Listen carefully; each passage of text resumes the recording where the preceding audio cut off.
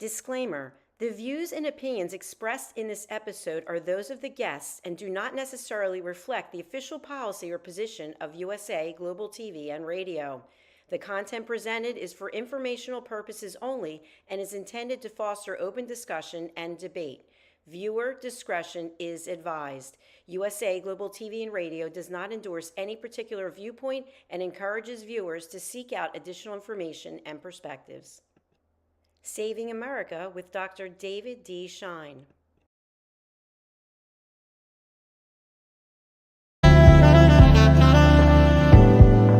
Welcome to USA Global TV and Radio, where our mission is to provide education, entertainment, hope, and inspiration.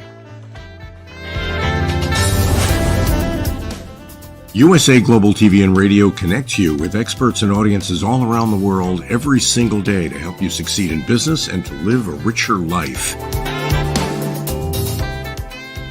Visit us at usaglobaltv.com to learn about career and life-changing training and mentoring programs like the Listening Mentor. Subscribe to our newsletter to stay informed about our special programs and offers. Discover how you can become a guest on one of our shows or a host or producer of a USA Global TV and Radio show of your very own. That's USA Global TV and Radio, where the doctor is always in.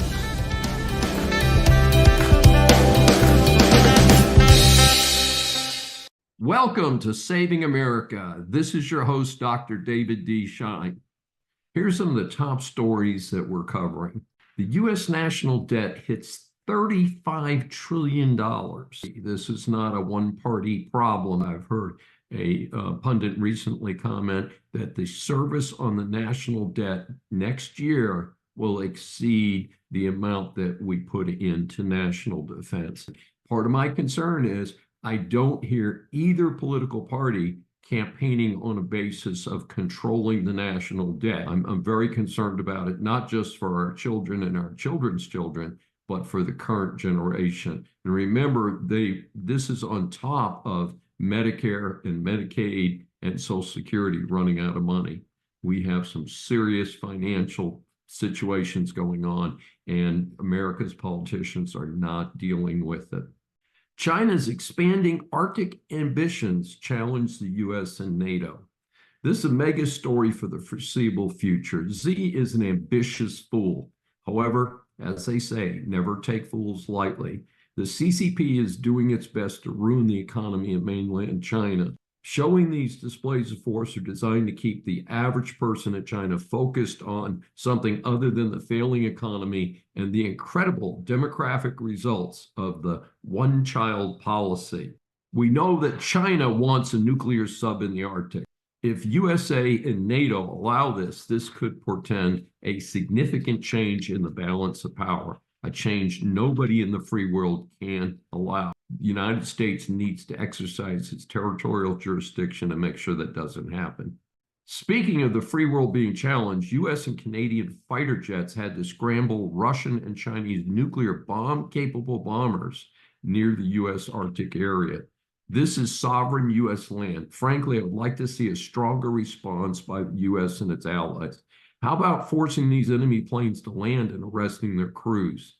These countries would not hesitate to do that if a U.S. plane crew traveled into their national waters or national airspace. It is time to get tough, which is difficult to say when you've got a clown like Biden in the White House. Speaking of clowns, Blinken, our alleged Secretary of State, says Iran is only a few weeks away from having a nuclear bomb. As usual with the incompetent Biden administration, they have done nothing to stop the Iranians. Massive sanctions need to be placed on Iran until it is broke. This backwards country needs a good slapdown.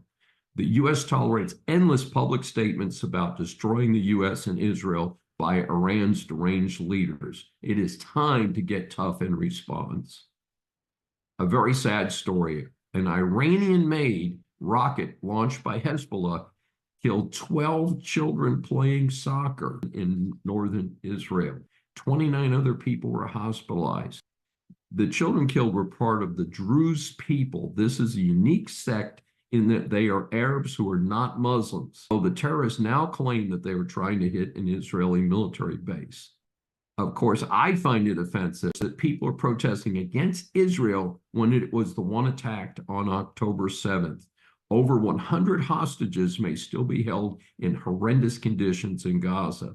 Israel has done all it can to defend itself and not hurt Gazan civilians. So it's okay for the terrorists to target non-combatants, but not Israel. A ridiculous position. While Netanyahu was speaking to Congress, a bunch of violent demonstrators took down 3 American flags, burned them, put up terrorist flags, and caused all sorts of mayhem. Now, this takes resources, folks. You may not realize it, but you don't suddenly have a papier-mâché a big figure of Netanyahu to burn if you don't have the resources to start with. I suspect that these gullible fools are being funded by Iran in some fashion, and I believe that is against federal law, but I don't know that the Biden administration is doing anything about it. Now, there were only 29 police officers available to work on this. Why was the National Guard not called out? This should have been all hands on deck. Biden will announce the Supreme Court reforms next week. Folks, I just find this story so rich when this fool has been on the public dole for 50 years and he wants limits for SCOTUS, but he hasn't brought up limits for Congress or ethical rules for Congress. I have previously expressed my support for ethics rules for SCOTUS. Same rules should apply across the U.S. government. It's time to get on board, clean up the act. Let's put term limits in for everybody. Let's get rid of lifetime pensions. And let's put in some hardcore ethics rules. And if you're only serving in Congress for a few years, it's not hard to comply with those ethics rules, like not having stock that you know about in particular companies and things like that. Hey, Nancy Pelosi, pay attention. On term limits, the general idea, the reason that federal judges serve for life was to prevent them from being biased, so that they would not be shopping for their next job, and also that they would not say, well, gee, if my term ends, people might get even with me because I voted a certain way. This was designed to be truly independent. Unfortunately, the Supreme Court has been somewhat compromised since the administration of FDR in the 1930s and early 1940s. And as we all know, they tried to pack the court. There's been some rumors about the Dems wanting to pack the court. I don't see that happening before the end of the year. If Kamala Harris was to, by some freak of nature or voting cheating, was to be elected, I think that they could go after the Supreme Court and either pack the court or do something else that's stupid. The oddity of this is that the Dems are simply playing politics. In a recent survey, only 20% of the decisions of the current term of SCOTUS could be considered political. And in fact, many of the decisions were unanimous. So as we say, be careful what you wish for. All of the slopstream media seems to want to talk about regarding J.D. Vance is to repeat his recent comment about women who do not want to have children. I do not share his opinion on that, but there's a lot more to this candidate. Vance served in the Marine Corps from 2003 to 2007. He was deployed to Iraq for 6 months during that period.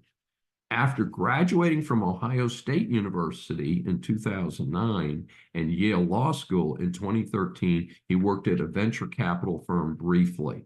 He then started his own venture capital firm. This is a bright, ambitious person. He became somewhat famous when his book, Hillbilly Elegy, a memoir of family and culture in crisis, was published in 2016. It was later made into a movie. I have not read the book. I've not seen the movie, but I understand it details the struggles he faced growing up with poverty, an addicted mother. His grandmother, who was deeply religious, raised him and imbued him with certain key principles. He became a senator in Ohio by defeating an incumbent Democrat in 2022. I would say his opinions are conservative, moderate. This is not your run-of-the-mill, all right-side politics are right. Like me, he emphasizes that America needs to focus on the threat from communist China and North Korea. He is a man of strong faith. He has just turned 40, so a young candidate these days, and he and his wife have 3 young children.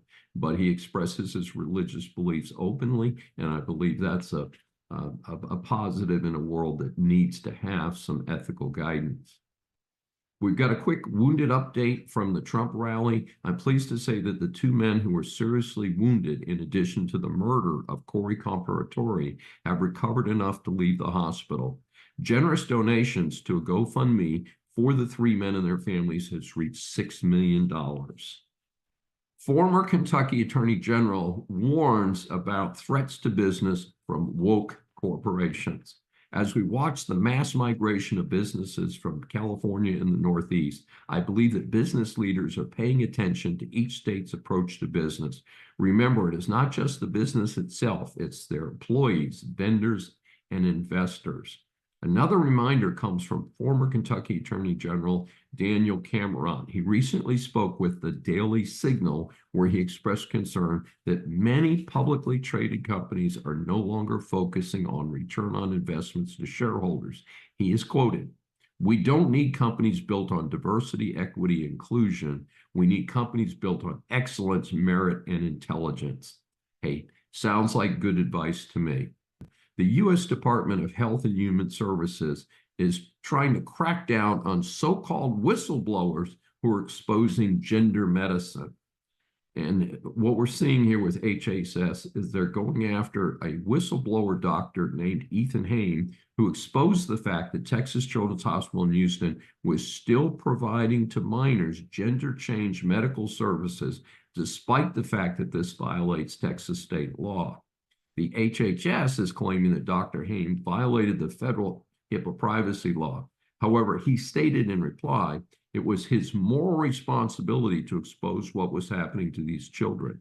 Note that medical research would grind to a halt if the HHS interpretation of HIPAA is used. HIPAA prohibits the disclosure of PPI, patient's personally identifiable information. Other data is allowed. So as long as the names and identity of the children here were not disclosed, this does not violate HIPAA based on my own understanding of the facts here and the law itself. My audience knows that I do not oppose gender reassignment procedures, only that they should not be performed on minors. Minors are still developing how they feel about life, what's happening, and I think if they get through puberty and all that, and they still want to do a gender reassignment, that they should be allowed to do it as an adult under normal rules, which should include psychological counseling. A 134-year-old American furniture chain is closing down all 553 stores. Now, that's the headline, but there's a little discrepancy about what's really happening. Conn's Furniture, which is based in Texas, has been struggling like many American retail businesses. The competition is intense and the cost of doing business is high. Originally, Conn's announced they would go Chapter 11 bankruptcy and close non-performing stores. Sadly, the later announcement was that they were entering Chapter 11, but closing all of their stores since they've been unable to obtain interim financing. I note that part of the issue is covering the cost of a recent acquisition. This continues to be a pattern with a number of these companies that were doing okay. They then acquire a business and they're getting hit by these high interest rates that we're all facing, and they're unable to service the debt on the acquisitions. So I'm not exactly sure what's happening. I've seen other reports that say Conn's will only close 71 stores. But if you don't have the money to keep buying inventory and keep things rolling, I'm not sure how they would continue to do that. And remember, Chapter 11 is known as the business reorganization part of our U.S. bankruptcy code, and it's designed to provide shelter to a business while it gets its act together and moves forward with future financing. However, there's also something called a liquidating Chapter 11, the idea being that the business can get a better price and perhaps give a few dollars to its shareholders if it liquidates in a orderly manner. So we're still going to have to wait to see what happens there. As we grow up, a common reference for success or failure is the letter grade. Whether we're in grammar school or college, we all want an A grade and certainly regard an F as a big failure. Here at Saving America, we scan the news for reports of celebrities, politicians, or others who just end up in the public eye. So the A grades are awarded to people and organizations for great service to their communities, and the F grades, of course, are unfortunately more common, are awarded to those who need to do a lot better. The Fox headline reads, Huntington Beach middle school student expelled over unpresented patriotism speech. Yes, folks, our Saving America A grade goes to Jimmy Hayward and his family who supported him. You see, Jimmy was running for class office at the St. Bonaventure School in communist-controlled California. He never got to present the speech at all. The speech was screened by the principal. Since it called for patriotism and then mimicking the MAGA campaign, he closed with making his school great again. The principal, who is not a member of the clergy or none, as far as I know, vetoed the speech before he could give it. Gets better, folks. The family was then told that Jimmy and his younger and older sisters, who were also at the school, were terminated from the school as well. That's a pretty interesting thing, folks. A speech that was never given got young Jimmy and both of his sisters expelled from a Catholic school.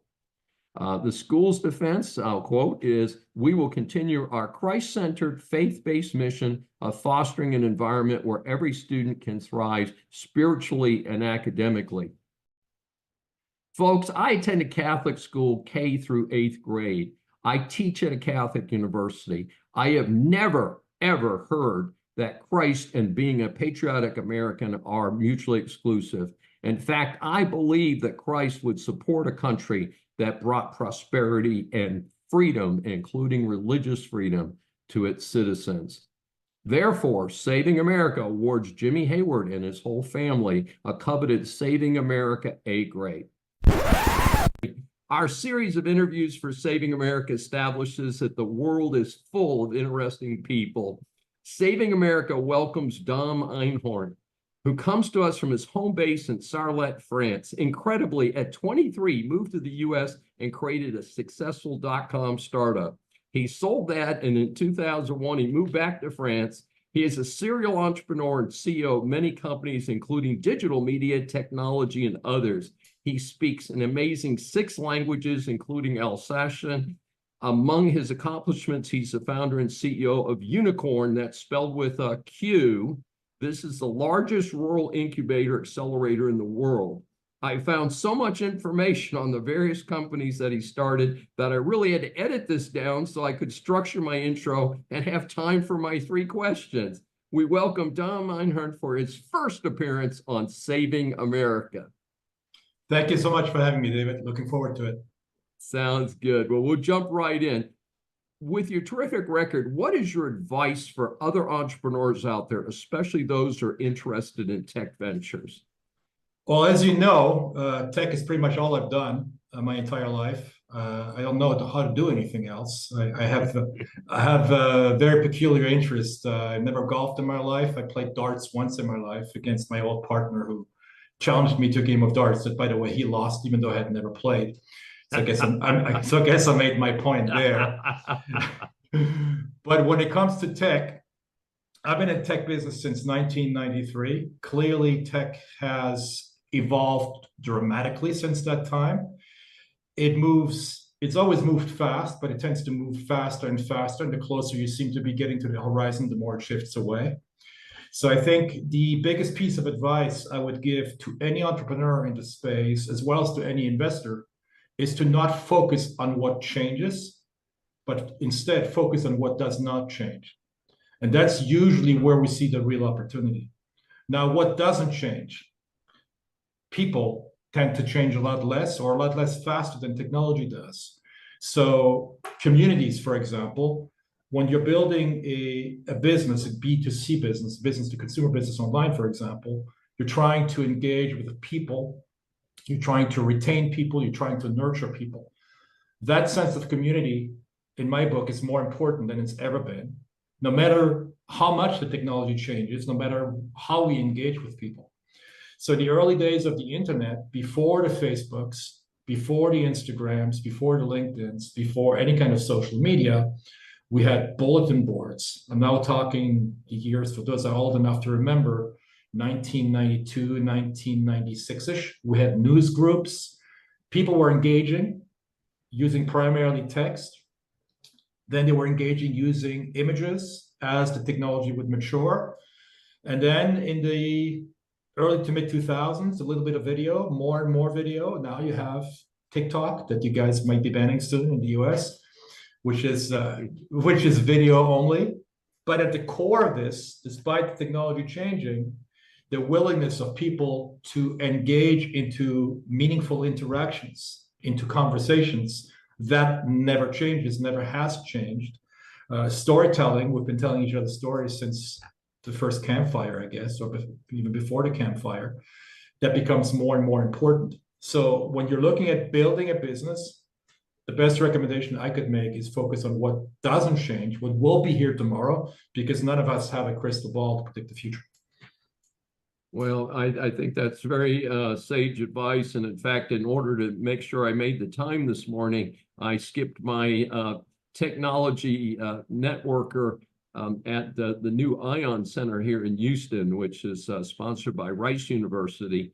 And it's very interesting to have people like me who are consultants to business meeting with what are, generally speaking, some very young entrepreneurs. Some of them have, college age, a couple even high school age. So it's a very dynamic time in the world. Let's switch gears a little bit here in our question number 2. You are also an active investor in sports franchises, including previously a semi-professional rugby club. What attracts your interest in sports franchises and rugby in particular? I think it's a great transition from the first question. I don't think there is too much of a dichotomy between the first and the second question. It goes back to community. Where do you find the most engaged communities? The most loyal communities in sports. I talk to you're in Texas, Dallas Cowboy fan, right? Obviously, those go way beyond Texas because we have them in France as well. I grew up as a Raider fan. I still am. Lord forbid, it's been over 20 years since I've had some satisfaction on the field. Yet I'm still a Raider fan. And what attracted me to the Raiders very early on is I was very sensitive to brand. Right. So, for example, here's a brand. Here's a rugby team, our local rugby team in Haguenau, France, right here, for those who have video. Okay. Yeah. And something we're going to talk about a little bit later on the back end. Right. So what's interesting about sports is that you can directly engage with a fan base. You can carry a message that's a sports message, tag along a sponsor message in a very organic way, in a way in which it resonates. So and now I'm talking primarily about amateur sports and semi-professional sports. When you go into pure play pro sports, it tends to get a little different. But at an earlier stage, if you're looking at an amateur sports team, it's typically run like an amateur startup. You have a lot of volunteers, a lot of people that work for free, some of which have been with the team for 30, 40 years. They only have the team's best interest in mind, clearly, because they're not getting paid. Yes. They're diehard fans. They will do anything for this team to, in many cases, survive, because the team has very little in terms of means. And then as a corporate brand, you can identify these niches, these pockets of opportunity, step in, sometimes for very little money, and help that team grow while growing your own brand. So the local team here in Haguenau, northeastern France, we've been with now for just a little over a year, that we invested in. We completely redid their entire brand, their jerseys, the derivative products, like the one that's right on this table here, mouse pads, bags, jerseys, the whole gamut, with a redrawn brand, which is their own, which is a historic brand. The club's been around for 50 years. And tag along our brand, Masters of Trivia, and growing them together in a very symbiotic way. Every time their brand is shown, ours is shown. Every time ours is shown, theirs is shown. It's also shown in a way that's engaging to the fan base, that's engaging to the press.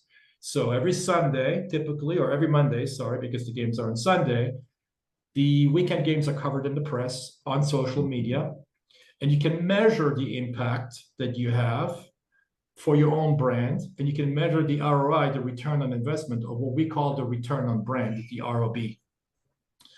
You can measure it down to the dollar. There's software today that allows you to see how many times the human eye on social media, or when they're looking up the pictures of the weekend game, has seen your brand and put a value on that and calculate what the ROI is depending on the ad spend that you allocated towards that effort.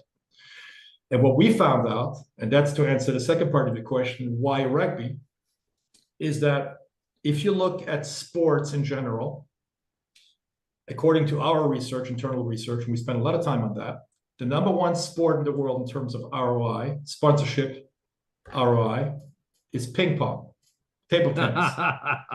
Okay. When we saw that, we were like, wait a second, how is that? And I have a late brother who was a businessman as well. He would only sponsor table tennis, and he had told me this already 10, 15 years ago, and I kind of brushed it by the wayside and said he probably had one too many drinks to tell me this today because it was on a weekend. And it turns out it was right. So but very often it's due to extreme examples. So let's take one example. During COVID, we all remember COVID. Yes. We all remember that all sports games were literally banned as a result of human contact. When that happened, in places like ESPN, pure play sports channels panic, right? We had all these games planned. Now we got nothing to show. What do we show? What's going on? What do we have in our library? What can we show the people? What's engaging? Oh, we have the World Championship for ping pong from last year. Ping pong is always interesting to watch for anyone, whether we like it or not, right? But now behind that table, with the camera angle straight on it, you have now a game that's never been seen before, where 2, 3, 4 million people per week watch now these World Championship tennis ping pong organization, and the sponsor behind the table spent $3,000 to have their sign there and getting millions of dollars worth of exposure. So you have dramatic ROI, dramatic ROB, return on brand, as a result of this once in a lifetime lucky event. Lucky, I put this in brackets clearly because it was during COVID. The second sport that comes close to ping pong is rugby. Here I'm going to take another example, driven purely by metrics. If you're looking, for example, at the French national soccer team, as you call it in the US, soccer versus football, even though we play with a foot, you typically, now we have the Euro Cup going on as we speak. France is qualified for the round of 16, which they will play on Monday against Belgium. There will be roughly 12 to 15 million people, French people, watching that game, give or take. The rugby team tonight, which is the final between Toulouse and Bordeaux, for what's called top 14, top tier, the equivalent of the NFL in the US, will be roughly watched by 8 million people. So give or take a little bit more than half the soccer. But the 30-second TV spot on the soccer game costs 50 times more than the 30-second spot on the rugby game. Fantastic. Why is that? Major delta.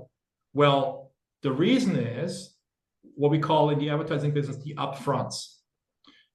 The first one is sold upfront, as the name indicates, ahead of time, a year ago, just like the Super Bowl spots that are going for $7 million a piece. Right. Where all of the big brands, primarily consumer brands, the Procter & Gamble's of the world, the largest advertising spender in the world, will outbid each other to be in that spot because there's a finite amount of those 30-second spots to buy. Absolutely. The rugby is not sold this way. It's on a first come, first sold basis. So you don't have this inflation going on. Yet you're reaching the exact same person, the exact same butt is sitting in front of the TV station. In this case, mine. I will be watching both games. So why is it that my butt in the chair watching the football game, the soccer game, costs 50 times more than my butt in the chair watching the rugby game? It makes no sense whatsoever. The impression is exactly the same. So we're looking for these opportunities. And in amateur sports, you have massive opportunity for investment. I would recommend any serious brand that's looking to generate positive, strong ROI on their brand to follow a similar path. If you need help with how to do it, you can contact me. That is incredible. And by the way, Houston, Texas, where I am, has just announced that, and it's out in a suburban location, is the Houston SaberCats. I follow them. I follow them on Facebook. Yeah. Yeah. So they are, and I met with their. He's now part of my LinkedIn loop. Is their head of promotion. So it's interesting because it's just hitting in Houston also. Let's move on to number 3. One of your newest ventures ties in with the growing interest in trivia. Tell us about Masters of Trivia, which I hear you put on a shelf 20 years ago, but you booted it up last year. And of course, you've showed us your drinking bottle next to you with the Masters of Trivia on it. Yeah, this one right here. Right. So trivia is very interesting. It's a very interesting topic. I've been a trivia fanatic since a very early age. I used to compete in quiz contests in a format where you'd get hit up on any topic in 5 different languages. You wouldn't know which topic would come next and in which language it would come to you. So it's the ultimate in terms of multitasking. But at the most granular level, what's really exciting and fascinating about trivia, it's the core unit of knowledge. In other words, if we're looking at our own discovery path online, if we have a question in our minds today, what we do is we typically type it into Google. If we're looking for George Washington's birthday, we're going to take the answer because it's going to be immediate, boom, and we're going to be happy with that because it's the only thing we're looking for.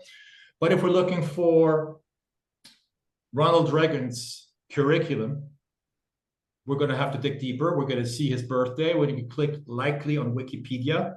Wikipedia giving us an encyclopedia knowledge on pretty much anything. And that we're going to sift through and maybe find what we're looking for, maybe not. In all likelihood, we will find it.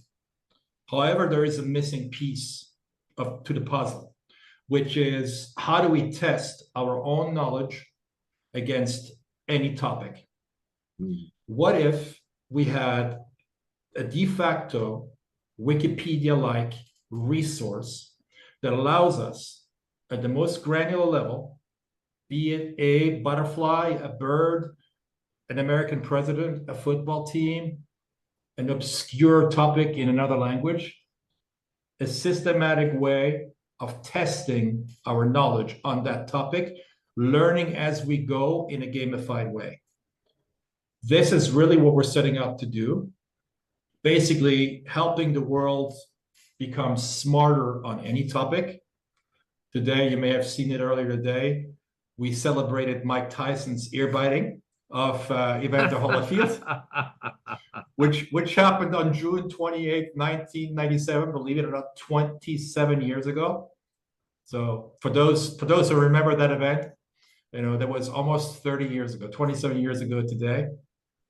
So in this case, we use that as the hook. You know, it's a bite, but you know, we can call it a hook, a marketing hook, to draw people in. Oh yeah, I remember this event. And then here is a 23, in this case, a 23 question quiz about Mike Tyson.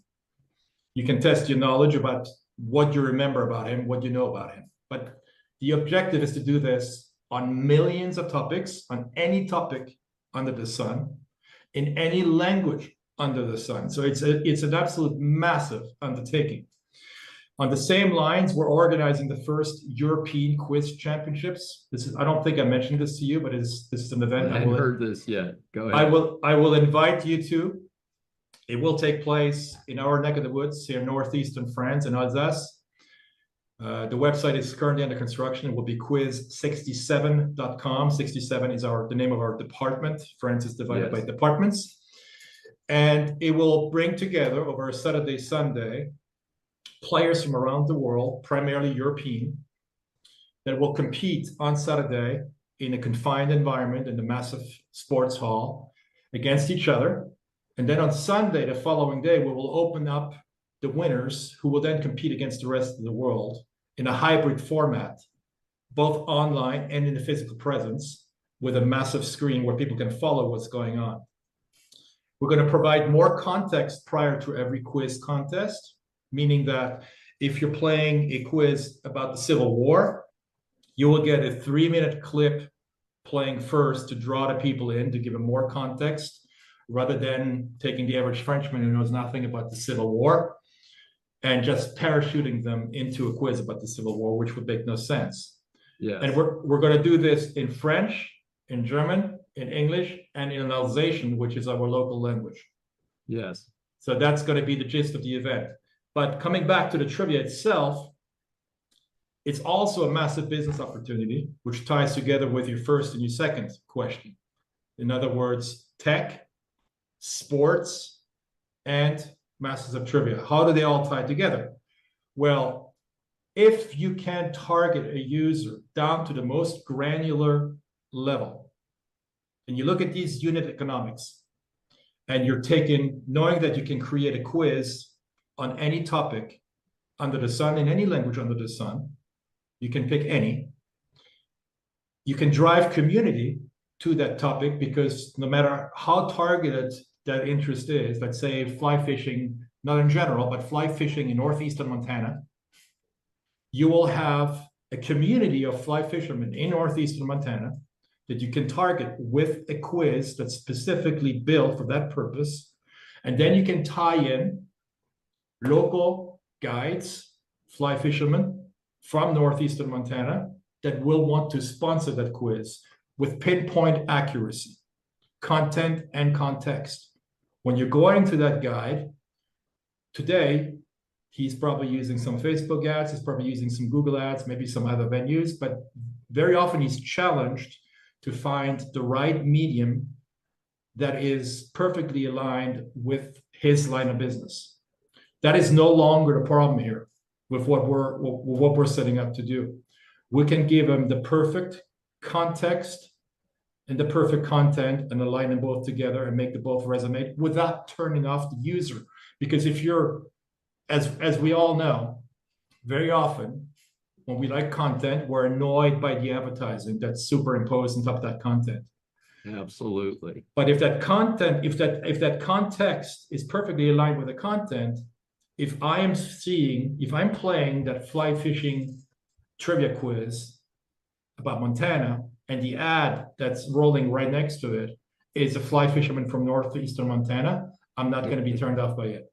I might actually click on it. I might actually contact it. Dom, we could do this for hours. As you know, we talked before we began recording, and we have so much to talk about. But like I said, we try and keep this to a certain length so that people actually watch this fascinating interview. I know I'm looking forward to seeing this again. Tell people, how can they get more information about you? Where should they go? Probably the easiest way is the way you found me, is on LinkedIn. So okay, I believe I'm the only Dom Einhorn, D-O-M, not Don, not with an N, with an M like Mary, Einhorn, yes. E-I-N-H-O-R-N.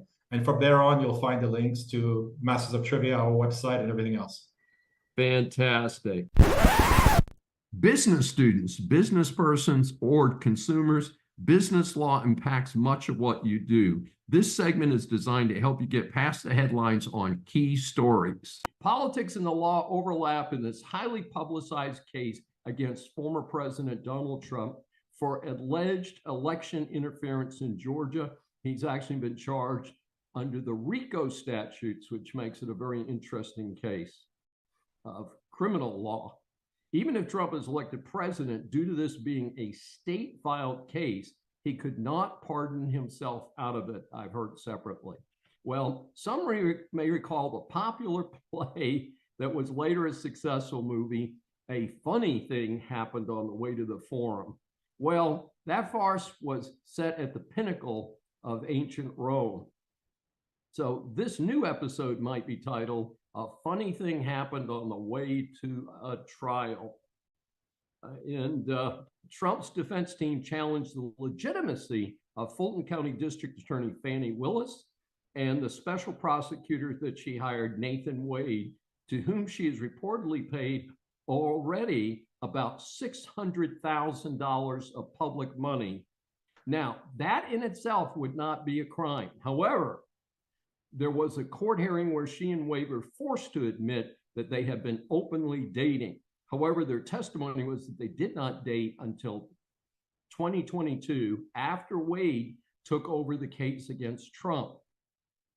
Willis has also claimed to have covered her half of numerous out-of-town trips that they took together, meaning that public money paid to Wade was not subsidizing her lifestyle. There were no receipts, as she claims she was always reimbursing Wade in cash. Now, I personally listened to some of her testimony on this point. Sorry, folks, my truth detector was in the red zone. The problem is that the facts, including cell phone evidence that puts Wade near Willis's condo for what some have indelicately described as booty calls 35 different times, many prior to the start of the case against Trump. There were also over 2,000 voice calls and just under 12,000 text messages between the two in 2021, again, the year before the case was filed. And it further calls into the question the timeline of the intimate relationship. So if it turns out that the two lied under oath about the timing and extent of their relationship, they could be prosecuted for this. Penalties could include losing their law licenses and even jail time. This attorney's opinion is that the former is more likely than the latter, but let's see how it goes. U.S. Senator Bob Menendez is convicted for corruption. Menendez, a Democrat, is a senator from New Jersey. Menendez was charged with 16 criminal charges, including bribery, acting as a foreign agent, and obstructing justice. This bizarre case followed a similar but narrower trial on corruption in 2017 that ended in a hung jury. Most Americans became aware of the new case when a raid at his home with wife Nadine found $480,000 in cash and some gold bars. It was also alleged that he had received cars and mortgage payments from the three businessmen who wanted his help. Alleged was that in exchange for these bribes, Menendez was helping to steal billions of dollars in American aid to Egypt. The reason was that businessman Wael Hanna had ties to the government. He was also accused of seeking to influence criminal probes of two other businessmen, Fred Daibes and Jose Uribe. Hanna and Daibes were co-defendants in the senator's trial. Uribe pleaded guilty and testified as a prosecution witness against Menendez. As they say, no honor among thieves, folks. The jury deliberated for 12 hours over 3 days to reach a decision, finding him guilty on all counts. Menendez has consistently refused to resign from the Senate, although he has surrendered his seat as chair of the powerful Senate Foreign Relations Committee. Following his conviction, Chuck Schumer has called for him to resign. However, he apparently has claimed that the Senate does not have a procedure to expel a senator. The reason this came up is that, in contrast, last year, Congressman from New York, George Santos, a Republican, was expelled from the House of Representatives by its Republican majority. Menendez has promised to appeal. However, the nature of the jury verdict and the involved co-defendant who testified against him at trial makes that unlikely to produce a reversal. Well, she'll see. We try to stay very, very current on the news. Sometimes our stories are a few days later, but I hope people feel that they are more thought out since they're not run on the same day. And we're, of course, very interested in Kamala Harris and what she is doing on her campaign now that Biden has stepped away. And so during our broadcast, we'll be speaking about her and her campaigns, of course. And in particular, right now, we're concerned about the fact that she is running what is somewhat parallel to the 2020 campaign of Joe Biden that was called the basement campaign. I'm expecting that Kamala is not going to be able to run a basement campaign. The GOP is wasting its breath complaining about the switch from Biden to Harris. Time to focus on the worst candidate either party has run. Hey, since Biden himself. There's zero positive track record for this person. This is a gift, and the GOP should just shut up and run over her and stop worrying about, oh my God, democracy was ruined because nobody voted for her. Hey, the people voted in Democrat primaries voted for the Biden-Harris ticket. Yes, which means they voted for Harris along with Biden. Stop talking about that. Focus on the issues, folks. So Kamala Harris campaign raises more than $100 million very quickly. That's right, folks. Every whack lefty wants to make sure the American people cannot take back the country after the hard left have controlled everything under Biden the demented. We now have Kamala the incompetent. Let's look at her laundry list. Border failure, number one. She had one real responsibility and she failed in dramatic fashion. Why should anyone vote for her when this is the number one issue for many voters? And we faced a rash of drugs, crime, and human trafficking that the Biden-Harris administration has brought about through their open borders policy. To compound the matter, at one point, she actually advocated to get rid of Customs and Border Patrol. Yeah, CBP. Oh, how wonderful that would be. She has lied for 4 years about the mental condition of Joe Biden, going back to when he ran his so-called basement campaign in 2020. Harris is part of the biggest cover-up in the White House since 1918, the last year of the Wilson administration, when he had suffered a stroke, and reportedly his wife actually ran the White House for the last year of the Wilson administration. Folks, that was 106 years ago. And again, there have been plenty of cover-ups. This is the biggest one since then, in my opinion, and the opinion of many other pundits. How can you trust someone to manage the federal bureaucracy when she has terrible relations with her own staff? Of the 47 Harris staffers listed in 2021, only 5 still work for her as of this spring, according to various disclosures. This is a 90% turnover rate. Generally speaking, as a manager, we would have fired this person well before they got to 10 or 11%, much less 90%.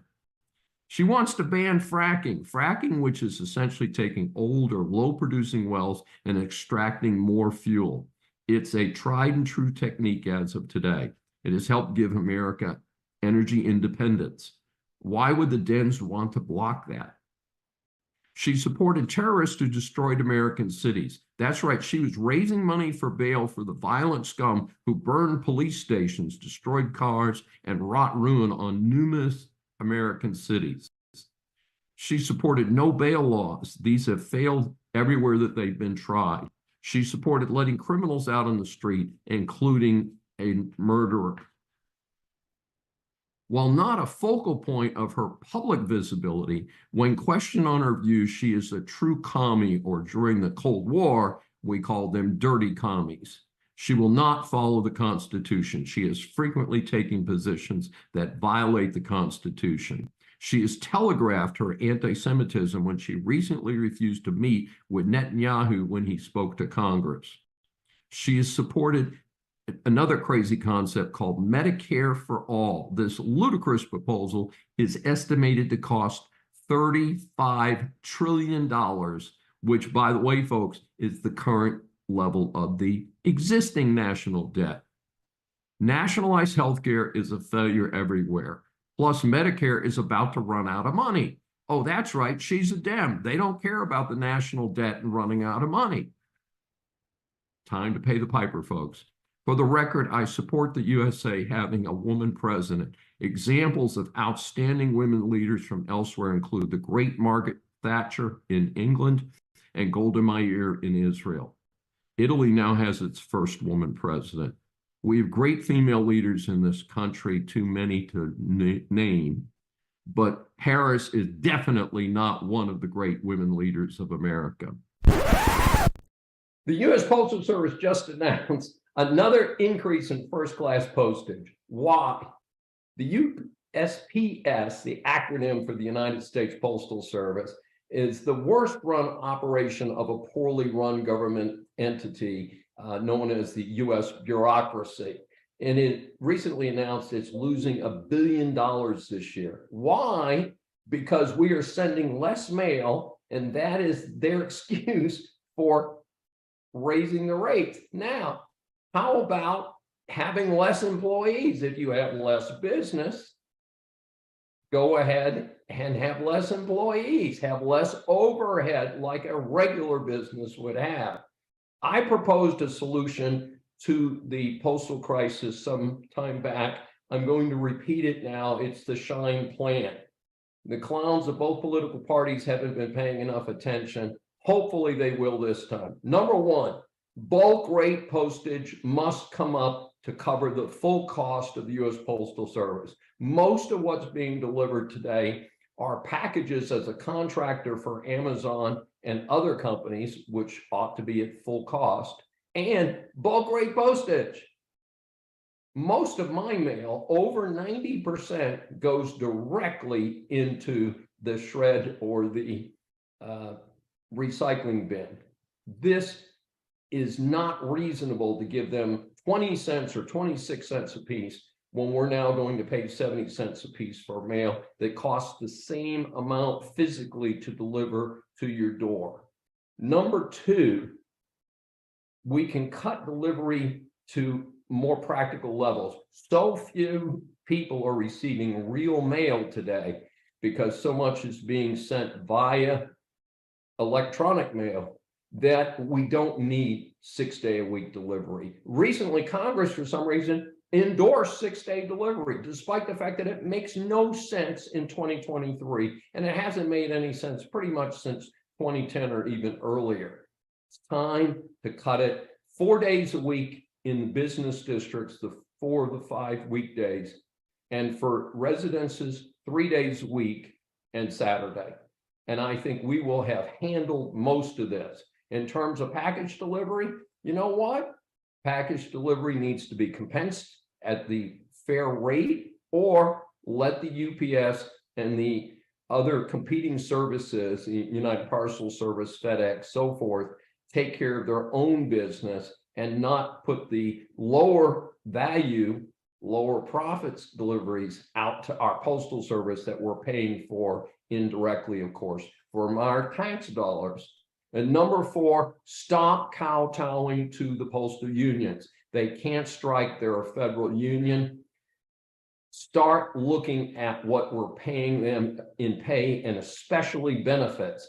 This is out of control. Folks, these are low skill and semi-skilled jobs in large part. We do not need to be paying these people the kind of money and benefits that they're getting today. Time to cut the nonsense and make it fair pay for the work that they're actually doing in the modern marketplace. And again, it's at the bottom of the scale in most cases. And 5, I do not support privatizing the USPS. I don't think that's necessarily the answer, but maybe it'll have to be if we can't get things straightened out. Come on, people. This is a problem that the government, despite its historic inefficiency, can fix. Let's fix it now. Throughout the U.S., terrorists have fooled the gullible into thinking that Hamas is somehow a force for good, following the unthinkable and cowardly attack on babies, the elderly, and peaceful concert goers. Who is left on earth that is actually fooled? Well, protests in favor of Hamas in certain urban centers, including college campuses and even downtown Houston at City Hall, they reported 1,000 to 2,000 idiots out there and terrorist supporters in front of Houston City Hall last week, indicate that they are either terrorists or dummies running around. I attended the University of Pennsylvania during the time of the Vietnam War protests. As someone who has always opposed communism and repression of human spirit, I never understood the protests and sickness on that campus. I felt like a proverbial duck out of water, having come from a military family as well. Now, fast forward quite some decades, and we have a situation that a major donor to Penn has called on the administration to resign and for alumni to cut off all support until sanity returns. That person is Mark Rowan, who's the CEO of a very successful company, Apollo Global Management, who posted an op-ed. And from all places, this comes from CNN. Yes, not exactly a bastion of conservative thought. Quote, why is UPenn repeating the tragic mistakes of the past? Words of hate and violence must be met with clear, reasoned condemnation, rooted in morality from those in positions of authority, Rowan wrote. Rowan, whose fortune is estimated by Forbes to be nearly $6 billion, is one of the university's wealthiest donors and supporters. He chairs the board of advisors at the university's famed Wharton School and is the latest business leader to slam an Ivy League school over its handling of anti-Semitism in the wake of Hamas' deadly attack on Israel. This mirrored comments about the same time by Bill Ackman, a hedge fund billionaire who called for Harvard University to publicly release the names of students who belong to organizations that signed a letter blaming Israel for last weekend's deadly attack by Hamas. In what alternative universe is someone not a racist for wanting Jewish people to be killed and supporting the racists doing the slaughtering? As I said in a recent episode, this is an attack on civilization itself. Christians and other people of faith are not going to be far behind. Many forget that the Ku Klux Klan, the 3 Ks, stood for Blacks, Jews, and Catholics. That's right, folks, look it up. This is the new KKK. Instead of lynchings, they are slaughtering babies, children, and the elderly. Instead of white hoods, they wear masks on their face. The slaughter by Hamas is not limited to Israeli citizens. In addition to Americans, and there's an estimate of at least 24 already killed, in addition to 12 at least who are hostages, about 12 other countries have lost citizens in this senseless, racist violence. I agree with Mr. Rowan that alumni must shut down all donations to racist colleges. Further, they must refuse to hire those who are overt racist. Think about the exposure for employers who hire people this stupid and this racially biased in a time of ESG and DEI. Yes, let's make it really mean something. We, the American people and civilized people of all religions around the world, must unite to support the end of terrorism and such violent racism. Thanks for joining me for Saving America. If you have questions or comments, please find me on various social media sites. I'm Dr. David D. Schein, and I will see you next week. Welcome to USA Global TV and Radio, where our mission is to provide education, entertainment, hope, and inspiration. USA Global TV and Radio connects you with experts and audiences all around the world every single day to help you succeed in business and to live a richer life. Visit us at usaglobaltv.com to learn about career and life-changing training and mentoring programs like the Listening Mentor. Subscribe to our newsletter to stay informed about our special programs and offers. Discover how you can become a guest on one of our shows or a host or producer of a USA Global TV and Radio show of your very own. That's USA Global TV and Radio, where the doctor is always in.